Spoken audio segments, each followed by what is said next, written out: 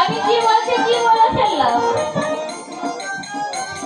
ওই বন্ধ করে যে আমার সম্পর্কে ভাবনে বউ হয়, আমি কি বলছি, কি বলে ফেলেছি?